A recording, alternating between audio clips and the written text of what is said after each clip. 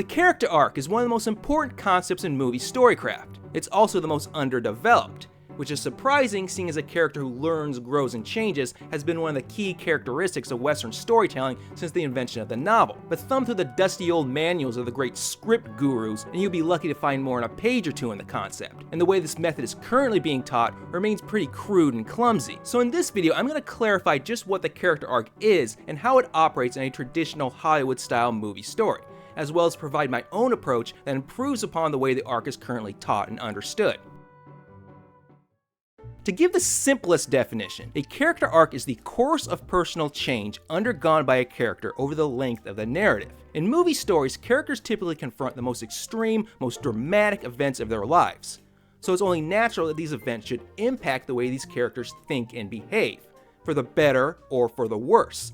And though I won't be discussing it much in this video, it's by observing how characters change and the consequences of those changes that we primarily receive the story's theme. However, the character arc, and the character dimension in general, has been greatly underserved in the traditional how-to screenwriting manuals. Traditional screencraft puts all the emphasis on plot. The 3-act structure rules all, while the character arc is regarded as some secondary thing. It's just a sidetrack to the plot, nice to have like fries to go along with a burger, but not all that important in itself. But this plot-centric tunnel vision comes from the amateur assumption that plot means the same thing as story.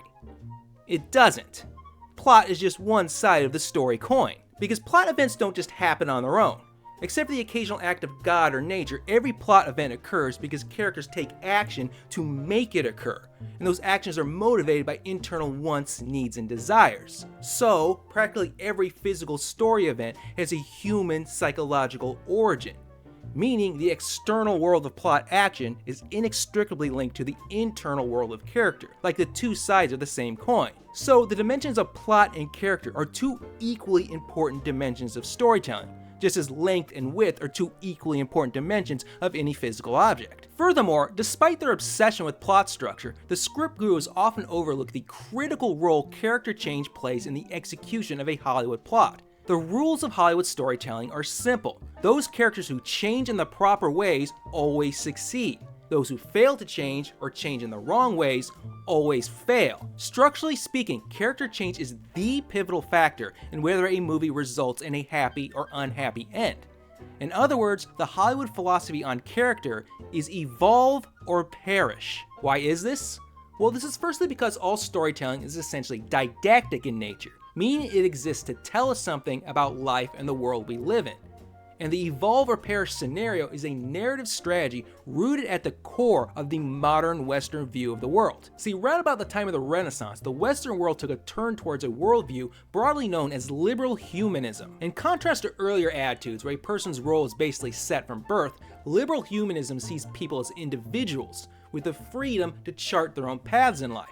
But the cost of this freedom is that everything is up to the individual. Success requires one to identify the correct paths and make the right decisions. So, in narratives about success and failure, the constant theme is self-improvement. Success comes to those who grow smarter and wiser from experience, and thus gain the wherewithal to overcome life's obstacles. Every Hollywood movie gives such a lesson in one form or another. In every story, a character faces a challenge that taxes their current capabilities. In dealing with this challenge, they acquire new skills, knowledge, or insight that causes them to evolve into an improved individual. Or they fail at this challenge and suffer defeat. Evolve or perish. And in this, we receive the story's lesson. We are urged to emulate those behaviors that lead to success and avoid those that result in failure. So how does this actually play out in an actual movie script? Well, now we gotta talk about structure. Structure meaning the way a story is composed and develops from beginning to end. In a previous video, I explained the story spine, the fundamental structure of a good plot. And if you haven't yet seen that video, you should check it out right now. But just as I said, story is not just plot. Good cinematic story structure is not just the story spine. To simplify a great deal, what we call a movie story is really made up of the back and forth interactions between the story spine and the protagonist's character arc. Now, first of all, it's important to realize that these two structures are not two separate courses of action. Rather, they are interconnected in what's called a dialectical relationship, meaning two forces that mutually affect and influence each other. Plot events alter the nature of the characters, while character change alters the nature of the plot. Now here's how this typically plays out. The protagonist, the main character, begins the story with certain habitual attitudes and behaviors. The plot then creates a problematic situation the protagonist must take action to resolve. But in the course of taking action, the protagonist encounters conflict, which causes them to struggle and fail. Now this is partially the character's own fault. Either they're going about things in improper ways, or they do not yet have the necessary skills or qualities to deal with the conflict. But since there's a pressing need to overcome these story obstacles, the protagonist must learn from their experience and start thinking and acting in more effective ways. In other words, their attitudes and behaviors must change. Thus, plot events transform the nature of the character.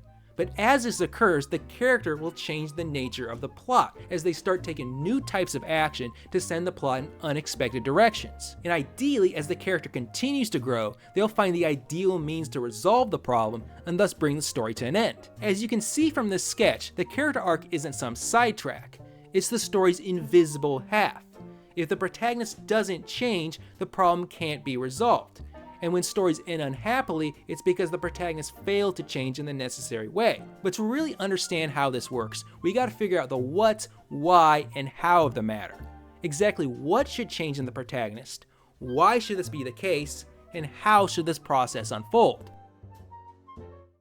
You might be surprised to hear that the old script gurus were delightfully unhelpful in figuring this out. Virtually all the screenwriting manuals written for 2005, I'm talking all the big names, Sid Field, Robert McKee, Linda Seeger, Christopher Vogler, contain practically nothing on the arc structure, which made me wonder, well, how did I learn about the character arc?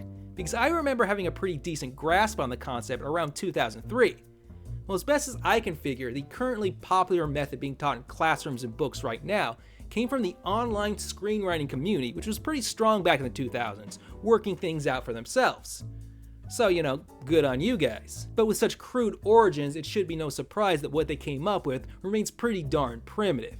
I mean, it's functional, but it's far from perfect. Now, the whole thing revolves around the fatal flaw. The fatal flaw is some supposedly bad, wrong, or otherwise incorrect trait in a character perceived to be the source of all their personal difficulties. Something like they're a jerk, or they're selfish, or they're cowardly. And when the plot starts rolling, this one flaw is considered to be the major roadblock impeding the protagonist's success. Now, the fatal flaw actually originates in Aristotle's Poetics, written around 500 BC, but the concept has undergone some mutation. See, in the dramatic tragedies of Aristotle's time, everything was informed by the classical Greek mindset that fate ruled all. Through fate, the protagonists of Greek tragedies were doomed to follow paths of their own destruction, and nothing could be done about it. The fatal flaw, or the amartia as it's actually called, is some critical error in thought or action which leads to the inevitable downfall. However, our modern liberal humanism teaches that we can control our fates. Misfortune can be avoided if we make the right decisions. So the fatal flaw is now not only something that can be changed, but should be changed. The character arc thus becomes all about fixing this broken aspect of the character, typically by transforming it into its opposite quality, from contempt to compassion, from selfishness to selflessness, from cowardice to courage. Basically, the fatal flaw is exchanged for a saving grace, and once this happens, the internal roadblocks are removed and the protagonist is sure to achieve victory. Now, I sometimes call this the value judgment approach, because it depends on pre-labeling some human quality as inherently bad, wrong, or incorrect. And this has led to a highly moralistic, if not quasi-religious view of the character arc. In fact, when I was getting my master's, I took a course on the Protestant Reformation, and I was struck by how closely the writings of Martin Luther on human salvation paralleled stuff I had read on the cinematic character arc. Basically, the fatal flaw approach treats all character arcs as some version of the story of Saul on the road to Damascus. See, in the earliest days of Christianity, there was a real a-hole named Saul of Tarsus, who made it his business to go around persecuting the early Christians. Then one day on the road to the city of Damascus, Saul was struck blind by a vision of Jesus Christ. After his sight was restored, Saul became a new man, changing his name to Paul, as in Saint Paul, the dude who wrote a quarter of the New Testament Bible. In the same way, the fatal flaw approach implies that every movie is about a character corrupted by some human frailty. Some great ordeal then leads to an epiphany, which grants the character a new sight. The character is then purged of their flaw, leading to redemption and ultimately salvation. And like Saul turning into Paul, the character is expected to renounce their old ways and transform into a purer, more perfect individual.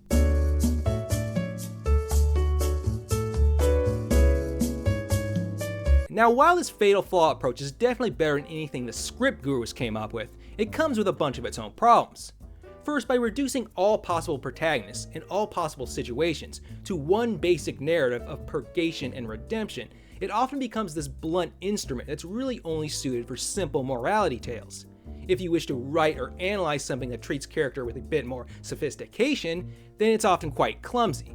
And this is likely the reason why character arcs in recent movies can often come off as forced and formulaic, because this simple structure of purgation and redemption isn't always a good fit for every type of story. Second, even in basic morality tales, the Fatal Flaw approach oversimplifies character to an extreme, by putting all the focus on a single flawed trait and its transformation from ignorance to wisdom, from indifference to love, to wrath to forgiveness. Character is reduced to a one-dimensional binary. The totality of the character is perceived solely in terms of these two qualities, ignoring the many other aspects of character that might be affected by the narrative's course of events. Furthermore, with its tendency towards moralization, this method has trouble with arcs that cannot be simplified into good versus bad or right versus wrong. For example, I once read an article by a supposed screencraft expert who claimed there to be no character arc in Lawrence of Arabia, simply because Lawrence's ethical system never changes, which is ridiculous. Lawrence goes from a naive British officer to a self-appointed messiah to a disillusioned failure. How can you say his character never changes? We find the same problem in the common misbelief that Indiana Jones never changes in Raiders of the Lost Ark. Indy's character does arc, albeit in subtle ways unrelated to morals or ethics. The shortcomings of this model are even more apparent on a structural level. The flaw-based approach simply states that a character's flaw must change, but rarely gives any details on how this radical transformation comes about. Supposedly they just flip like a switch at some point. Look, if characters are to be believable, they must behave by something resembling real human psychology, and no one in real life flips like a switch. Real change is the cumulative outcome of how we process experiences over time.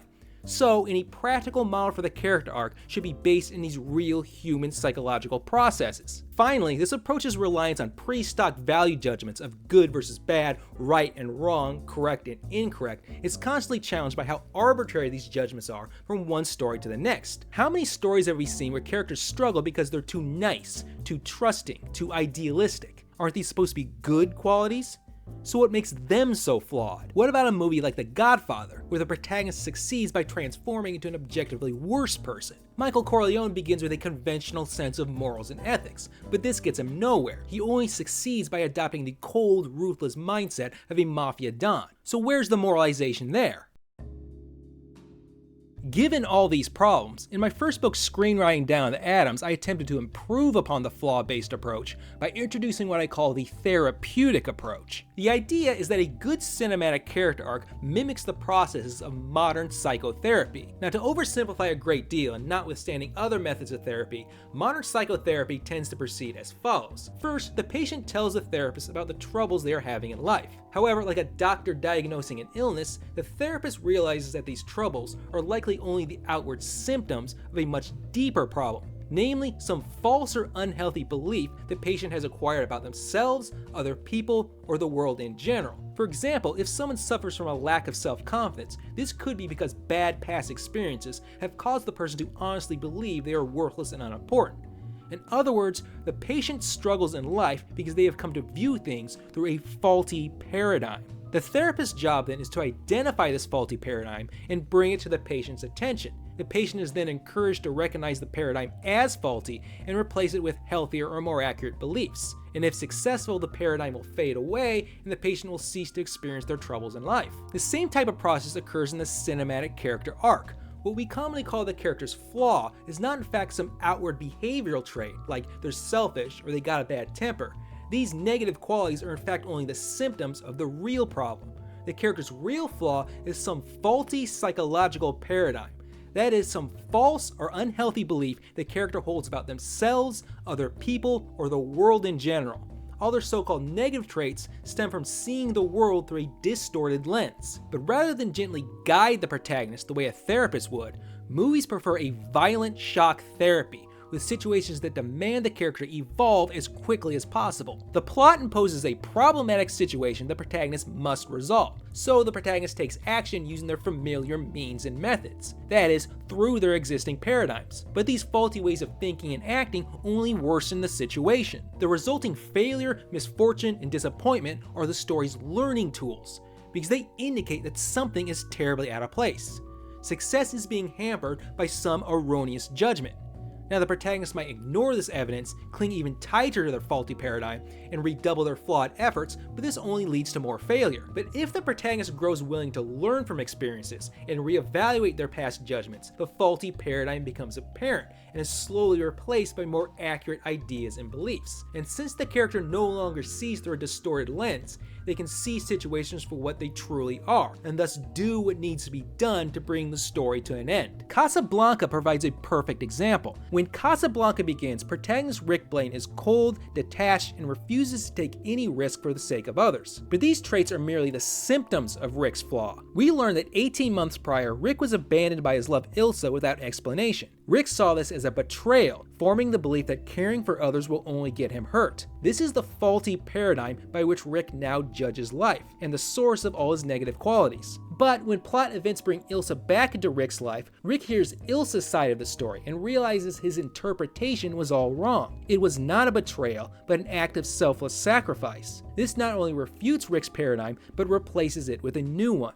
that love means personal sacrifice for others. Now seeing the situation in a truer light, Rick recognizes his past errors and sees the proper path to resolve the situation in the best possible manner. We can explain The Godfather in the same way. As the youngest Corleone, Michael was kept ignorant of the family business, and thus acquired a conventional sense of ethics from his time in college and the military. But when Mafia War breaks out, Michael first assumes his family's enemies will abide by his own sense of decency and fair play. But with each new act of aggression, this paradigm is challenged. And after a cowardly assassination attempt kills his wife Apollonia, Michael finally admits his paradigm is false. Michael learns the amoral pragmatism of a mafia don, and with this more accurate paradigm, Michael succeeds in the brutal reality of his family's world. Now, while this therapeutic approach has definite advantages over the old value judgment method, it's still not perfect. I mean, there's things about it that always bugged me.